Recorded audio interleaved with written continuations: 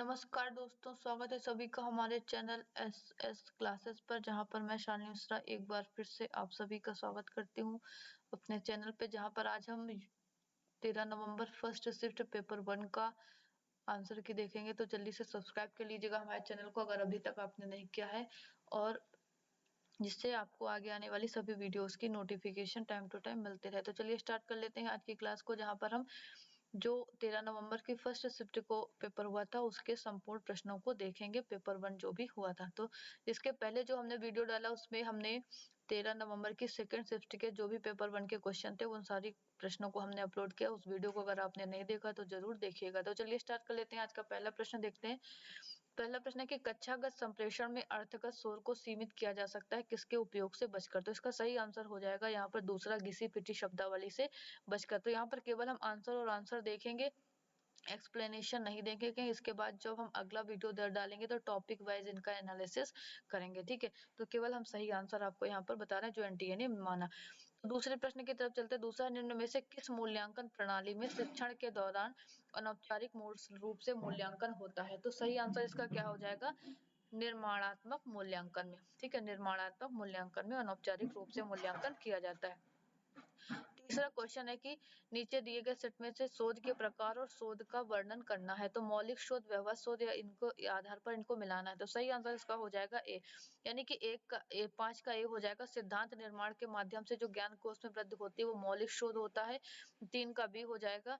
नई परिस्थितियों में सत्य सिद्धांतों का अनुप्रयोग व्यवहार में हो जाएगा। 2 का सी कहता है हस्तक्षेप आधारित सुधारात्मक किसमें होता है, क्रियात्मक शोध में होता है। 1 का डी विशिष्टताओं पर आधारित पर केंद्रित गहन अध्ययन किस पर होता है, व्यक्ति अध्ययन शोध में। तो इसका ए आंसर सही हो जाएगा।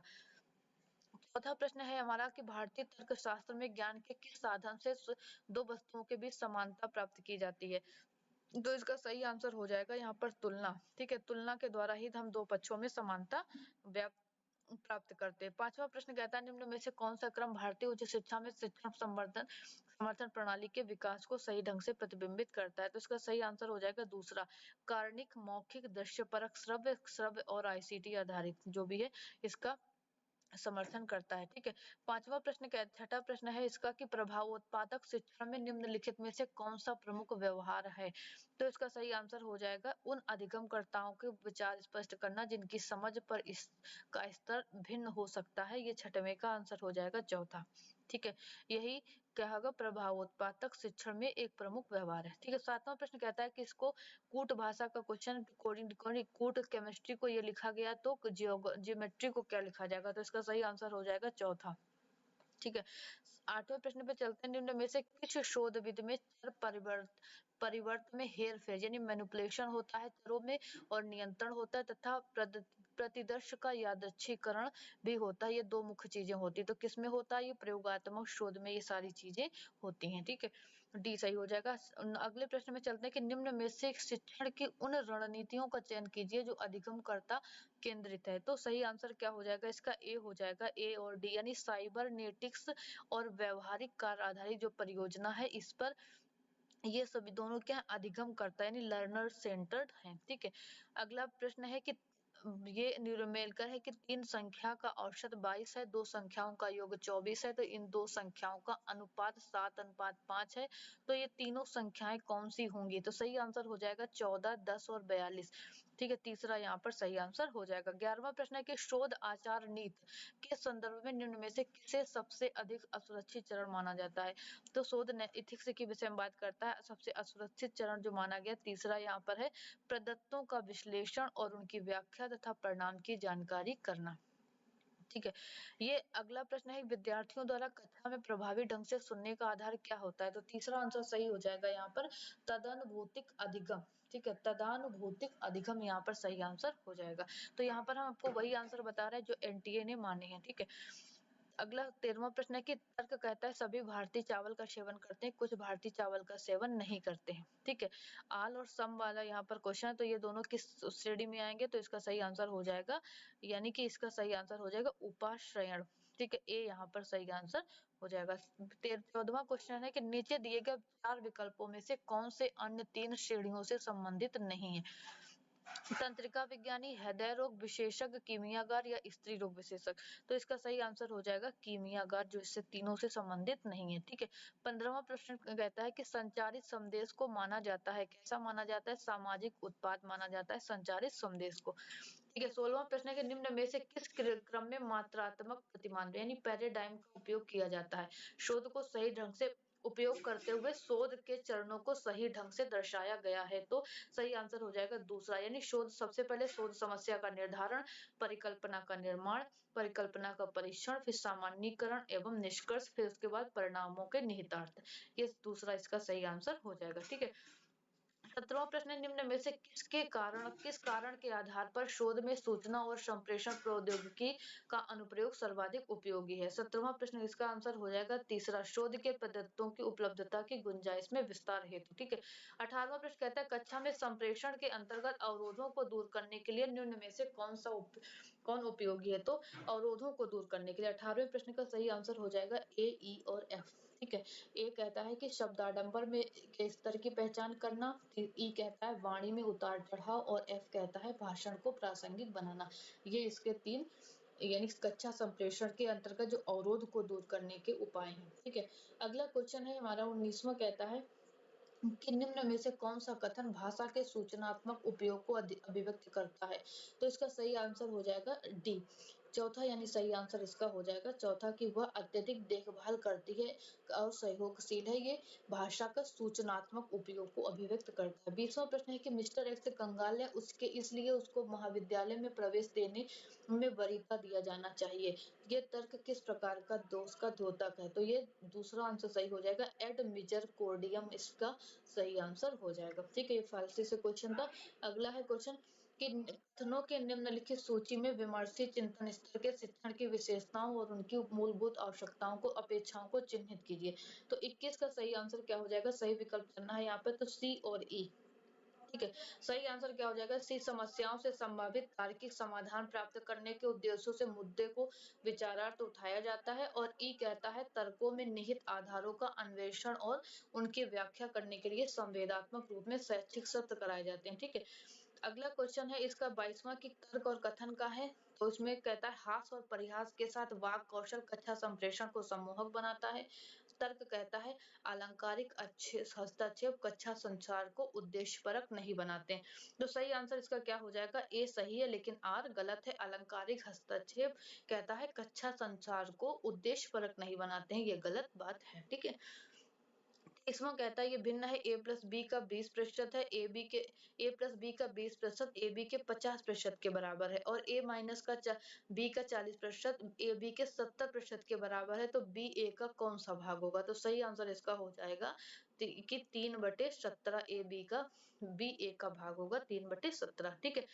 24वां प्रश्न है कि श्रृंखला में का अगली दो श्रृंखला क्या होगी? जो श्रृंखला दी गई है जो बीच में मिसिंग है, इसमें अगली जो संख्याएं कौन सी होंगी? तो सही आंसर इसका हो जाएगा 7 और 64। जब हम अगली बार इस वीडियो करेंगे टॉपिक वाइज, तो इनको एनालिसिस जरूर हम आपको बताएंगे। ठीक है। 25वां प्रश्न है कि निम्न श्रृंखला में अगला पद क्या होगा? A B B, B C E F, C D L. तो इसका जो सही आंसर हो जाएगा डी ई टी। ठीक है। 20वें प्रश्न में चलते हैं कि ये डीआई का है, इसके आधार पर हमें इस श्रृंखला के आधार पर ये जो टेबल है इसके आधार पर इन बाकी प्रश्नों के उत्तर हमें देने हैं, जो 5 प्रश्न होंगे। तो पहला क्वेश्चन कहता है एफ और जी द्वारा प्रकाशित गैर अकादमिक पुस्तकों की संख्या कितनी है? तो इसका सही आंसर यहाँ इसके आधार पर हमें एफ की पुस्तकें देखनी है और जी की देखनी है कि उन्होंने कितनी अकादमिक पुस्तकों की जो उनकी औसत संख्या है वो बतानी है। तो आंसर हो जाएगा 19,950, चौथा इसका सही हो जाएगा। तो 27वां क्वेश्चन है डीआई का जो दूसरा प्रश्न था, डीई और एफ द्वारा प्रकाशित पुस्तकों की जो संख्या है वो 20% वृद्धि होती है और शेष प्रकाशकों की पुस्तकों में 20% की कमी होती है।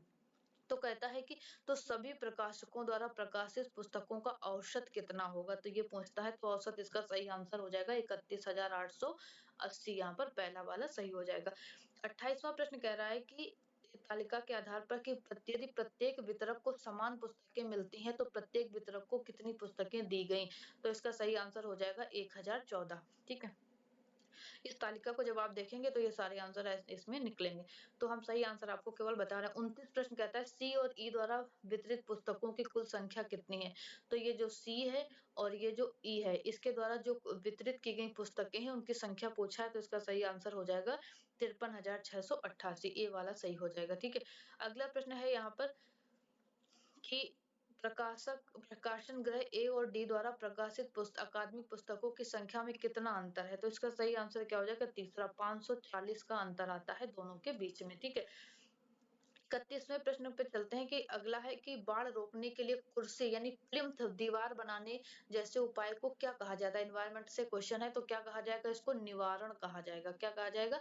निवारण। दूसरा इसका सही आंसर हो जाएगा। 32 प्रश्न कहता है निम्न में से कौन सा अरब यानी बिलियन संलक्षणों का यानी बिलियन के बराबर कौन सा हो जाएगा? तो कौन सा होगा? तीसरा, जो 1 गीगाबाइट होता है वो बिलियन का प्रतिरूपण होता है। ठीक है, 33वां प्रश्न कहता है भारत सरकार की निम्न में से किस योजना का उद्देश्य नवोन्मेषी अनुसंधान परियोजनाओं को समर्थन देना है जो सामाजिक रूप से प्रासंगिक स्थानीय आवश्यकताओं के अनुरूप राष्ट्रीय दृष्टि से महत्वपूर्ण तथा वैश्विक महत्व की हों? तो ये कौन सी योजना है? वो है STRIDE। ठीक है, ये इसका सही आंसर दूसरा हो जाएगा। 34वां प्रश्न कहता है कि नामित विश्वविद्यालय बनाने की अर्हता प्राप्त करने के लिए किस संस्थान के पास अन्य अनिवार्य शर्तों को पूरा करने के साथ साथ निम्नलिखित विकल्पों में से क्या-क्या उपलब्धियां होनी अनिवार्य हैं? तो इसका जो सही आंसर हो जाएगा, नामित विश्वविद्यालय बनने की अर्हता प्राप्त करने के लिए हमारे पास क्या होना चाहिए? प्रति संकाय में प्रतिवर्ष समकक्षी पुनरीक्षित अथवा SCOPUS या WOS जर्नल में कम से कम 2 शोध का प्रकाशन होना अनिवार्य है। तो पहला इसका आंसर सही हो जाएगा। ठीक है, 35 प्रश्न कहता है कि निम्न में से सही युग्म की पहचान करना है, तो इसमें से कौन सा सही है? जो सही आंसर है इसमें से वो चौथा है उबंटू। उबंटू क्या है? ऑपरेटिंग सिस्टम है, यही इसका सही आंसर हो जाएगा। बाकी ये सभी गलत है। ठीक है, 36 प्रश्न की तरफ चलते हैं। किसी तृतीय पक्ष द्वारा हेर-फेर से बचाव के लिए किसी नेटवर्क में संचरण के पूर्व डाटा विलगन स्क्रैम्बलिंग को क्या कहा जाएगा? तो तृतीय पक्ष के द्वारा हेर-फेर से बचाव के लिए डाटा विलगन या स्क्रैम्बलिंग को क्या कहा जाएगा? कूटबद्धन यानी एन्क्रिप्शन इसको कहा जाएगा। ठीक है, चौथा इसका सही आंसर हो जाएगा। 37 प्रश्न कहता है कि वायु में कणाकार पदार्थ उपस्थिति का मानव स्वास्थ्य पर सर्वाधिक प्रासंगिक प्रभाव निम्न में से कौन सा है? तो जो कणाकार पदार्थ है उससे क्या होता है? मानव स्वास्थ्य में या श्वास संबंधी जो रोगों का बढ़ना उसमें अत्यधिक हो जाता है, जो कण होते हैं। ठीक है, उससे। ठीक है, 37वें का तीसरा सही हो जाएगा। अगला प्रश्न है यहाँ पर कि निम्न में से किसमें नेटवर्क वायर्स के माध्यम से एक फोन कॉल किया जा सकता है?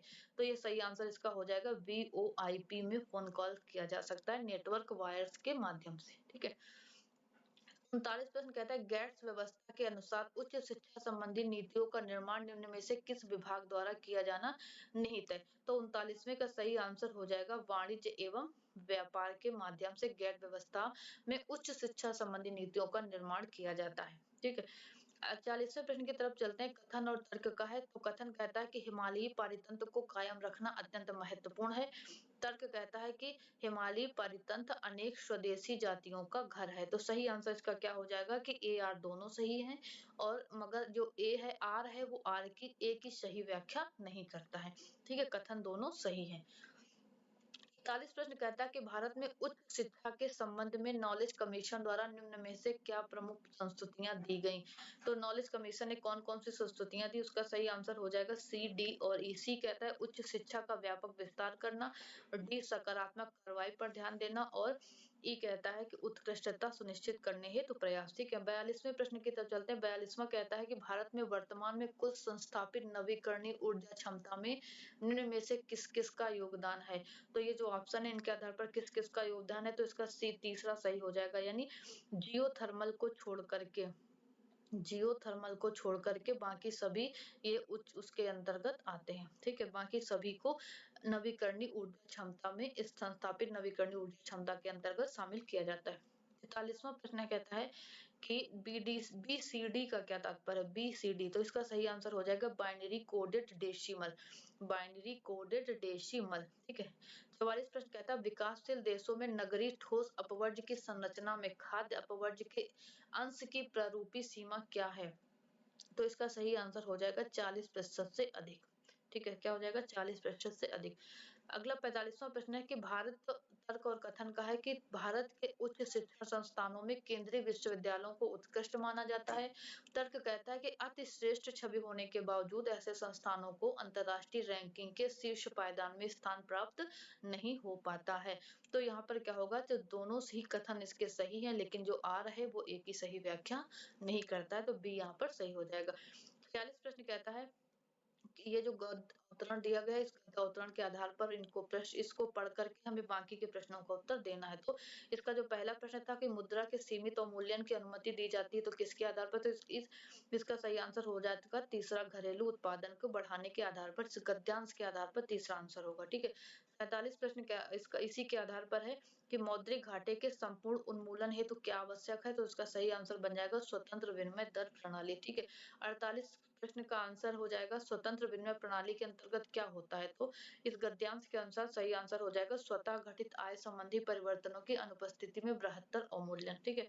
49 प्रश्न कहेगा इसी गद्यांश के आधार पर है कि संपूर्ण अवमूल्यन को अनुमति क्यों नहीं दी जाती? तो सही आंसर हो जाएगा भुगतान असंतुलन संबंधी समायोजन कहीं और से किया जाना चाहिए। 50वां प्रश्न है, अंतिम प्रश्न है आज इसका कि अवतरण के अनुसार भुगतान संतुलन में घाटे के परिणाम स्वरूप क्या होता है? तो घाटे से ग्रस्त राष्ट्र के व्यापार संतुलन में सुधार। तो ये थे हमारे 50 प्रश्न जो हमने आज के इस वीडियो में लिए, जो कि हमारा 13 नवंबर की फर्स्ट शिफ्ट के ये जो क्वेश्चन है, जो हमने आज यहाँ पर 50 क्वेश्चन लिए। ठीक है। तो वीडियो कैसा लगा जरूर बताइएगा। वीडियोस को अधिक से अधिक शेयर कीजिएगा, क्योंकि जिन लोगों ने अभी तक अपनी आंसर की नहीं मिलाई होगी उनको आसानी से इसमें आंसर मिल जाएगा। जो हमने इसके आंसर बताए, और हमने वही आंसर बताए हैं जो एनटीए ने इसमें यहाँ पर यानी कि सेलेक्ट किए हैं। ठीक है। तो ये 13 नवंबर की सेकंड शिफ्ट के हैं। तो मिलते हैं कल फिर, जहां पर हम 13 नवंबर की फर्स्ट शिफ्ट में ये फर्स्ट शिफ्ट के आंसर हैं। ठीक है। और सेकंड शिफ्ट के हम ऑलरेडी जो है अपलोड कर चुके हैं। तो ये फर्स्ट शिफ्ट के आंसर आपको यहाँ पर देखने को मिल रहे हैं। तो अगर आपने सेकंड शिफ्ट का नहीं देखा है तो आप पिछले वीडियो में जाके देख सकते हैं, और हम कल इसी फर्स्ट शिफ्ट के जो हिंदी के 100 क्वेश्चन थे उनको हम यहाँ पर अपलोड करेंगे। तो चैनल को अगर अभी तक आपने सब्सक्राइब नहीं किया है तो जरूर कीजिएगा, वीडियो को अधिक से अधिक शेयर कीजिएगा। हमारा कंप्लीट कोर्स ज्वाइन करना चाहते हैं तो कर सकते हैं, जहाँ पर आपको यानी 4000 में यानी 4000 में कंप्लीट दोनों पेपर का कोर्स मिलेगा। आप पेपर 1 हिंदी में भी कर सकते हैं, इंग्लिश में भी, दोनों तरीके का हमारे पास उपलब्ध होगा। ठीक है। और अगर आप दोनों पेपर लेना चाहते हैं दोनों ले सकते हैं, अगर एक लेना चाहते हैं तो एक ले सकते हैं। तो मिलते हैं कल फिर एक नए वीडियो को लेकर। बने रहिए इसी तरीके से हमारे चैनल के साथ। Thank you.